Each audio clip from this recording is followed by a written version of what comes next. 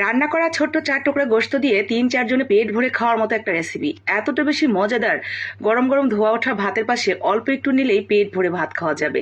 তো আমি আজকে ছোট্ট ৪ টুকরা মাংস নিয়েছি, একেবারে ছোট ছোট। রান্না করা ৪ টুকরা মাংস দেখতেই পাচ্ছেন কতটা নরম তুলতুলে।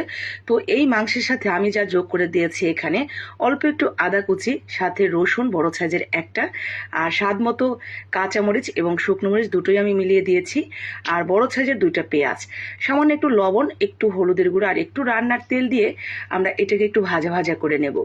তো সুন্দর মতো যখন ভাজা ভাজা হয়ে যাবে, মাংসগুলো খুব বেশি ড্রাই যাতে না হয়ে যায়, একেবারে শক্ত হয়ে গেল এরকম না, আবার পেঁয়াজটাও খুব বেশি ভাজা হয়ে যায় এরকম না, ভাজাও হবে আবার একটু ভেজা ভেজা ভাবও থাকবে। ঠিক এই পর্যায়ে আমরা এটাকে তুলে নিচ্ছি। একটু ঠান্ডা করে নিয়ে আমরা এটা বানানোর কাজে চলে যাচ্ছি। তো আমাদের মাংসগুলো ঠান্ডা হয়ে গেছে, এখন এগুলোকে যদি আমরা পাটায় দিয়ে বাটতে যাই, এগুলো কিন্তু সহজে আপনি বাটতে পারবেন না।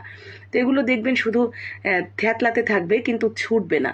তো এর জন্য কি করতে হবে, পুঁতা দিয়ে এটাকে সুন্দর করে ছেঁচে নিতে হবে।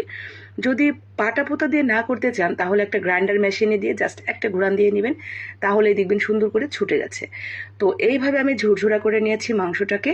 তো এরপরে এগুলো আমি তুলে নিচ্ছি একটা প্লেটে।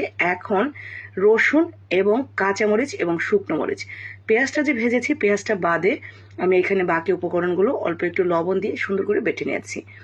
তো বাটা হয়ে গেলে তুলে নিচ্ছি। রেসিপিটা বানানো খুবই সহজ, কিন্তু এত মজার রেসিপিটা, মানে আপনি খাওয়ার পরে জাস্ট ওয়াও বলতে বাধ্য হবেন। কারণ গরুর গোশত একবার খাওয়ার পরে আর দ্বিতীয়বার খেতে ইচ্ছে করে না। আর কোরবানির সময় হয় কি, প্রত্যেকটা বাসায় আপনি যেখানেই বেড়াতে যাবেন, মেহমান আসলে, কোথাও আপনি মেহমান হয়ে গেলে সব জায়গায় শুধু গরুর গোশত আর গরুর গোশত।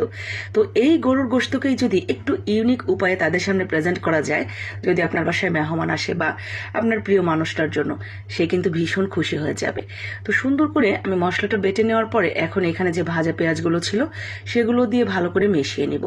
মেশানো হয়ে গেলে আমি এখানে আরও বেশি টেস্টি করার জন্য কিছুটা কাঁচা পেঁয়াজ একদম কুচি কুচি করে কেটে দিয়েছি, আর সাথে আরও একটু টুইস্ট বাড়ানোর জন্য দিয়ে দিলাম সামান্য একটু লেবুর রস। গরুর মাংসের সাথে লেবুর রসটা কিন্তু খুবই যায়, তো অবশ্যই একটু লেবুর রস দিবেন, দেখবেন অনেক ভালো লাগবে খেতে।